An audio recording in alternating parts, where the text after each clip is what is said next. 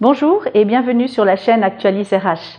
Aujourd'hui, nous allons parler du CV. C'est un document que l'on envoie généralement pour répondre à une annonce. Et on parle souvent que ce document n'est peut-être plus d'actualité. En fait, il est toujours d'actualité puisque ça reste le moyen le plus commun pour envoyer sa candidature à une offre.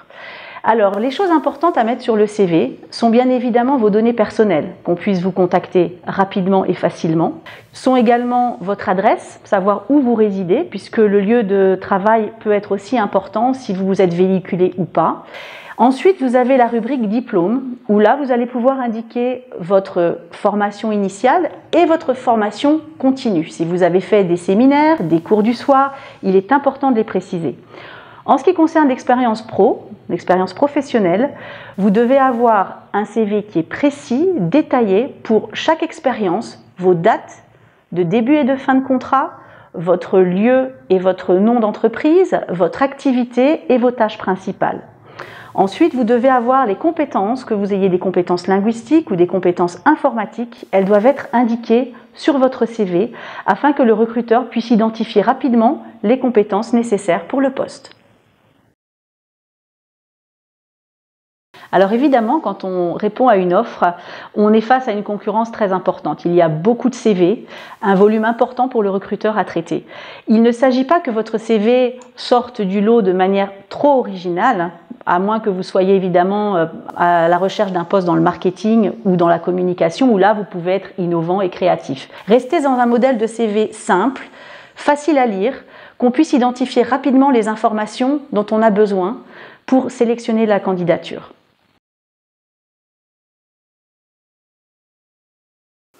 Alors, en France, on dit souvent le CV est limité à une page, ce qui devient très compliqué quand on a beaucoup d'expérience et qu'on souhaite détailler son CV.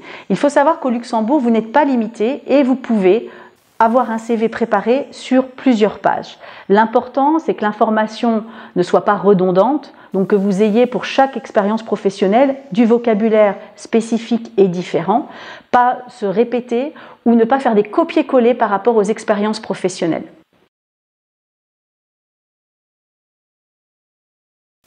Alors quand on recherche à préparer son CV, la tentation est grande d'aller sur différents sites pour prendre des conseils. Vous avez des centaines et des centaines de sites qui vous montrent des modèles pour créer votre CV et pour le rendre soit coloré, soit attractif, soit professionnel.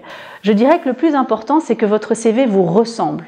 Donc il ne s'agit pas de faire un copier-coller de ce que vous pouvez trouver sur Internet. Maintenant, si vous avez un profil plutôt classique, plutôt financier, restez sur des formats type Word, des formats assez classiques où vous pouvez simplement avoir des paragraphes. Si vous voulez un CV plus innovant, plus original, vous pouvez vous orienter vers des sites comme Canva qui vous montrent un modèle avec des images, avec un visuel plus agréable à lire.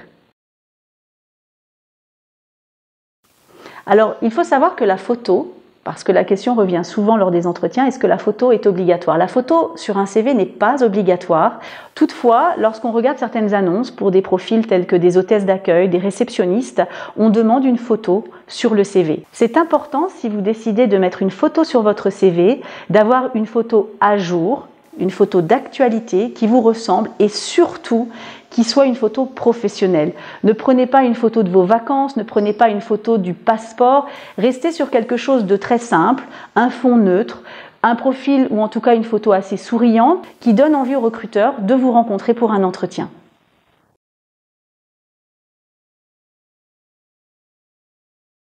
Il y a plusieurs erreurs à éviter lorsque vous rédigez votre CV. Soyez honnête, parce que beaucoup ont peur, quelquefois par exemple lorsqu'ils ont été licenciés, de ne pas indiquer qu'ils ont terminé leur emploi et donc préfèrent mettre la date à aujourd'hui comme s'ils étaient toujours en poste. Les choses se savent en entretien, donc c'est important, n'ayez pas peur d'indiquer simplement que vous avez terminé votre contrat et vous pouvez expliquer tout simplement dans la lettre de motivation quelles ont été les raisons de fin de contrat. Également au niveau des diplômes, on voit régulièrement des personnes qui n'ont pas forcément obtenu leur diplôme, mais qui indiquent dans leur CV licence ou BTS par exemple. Mettez dans ces cas-là niveau, ce qui veut dire que vous avez suivi les cours jusqu'au bout, mais vous n'avez pas réussi certains modules par exemple. Merci d'avoir suivi cette chronique aujourd'hui. Je vous donne rendez-vous très prochainement pour de nouveaux conseils RH et surtout en attendant, n'oubliez pas de vous abonner à la chaîne. À très bientôt.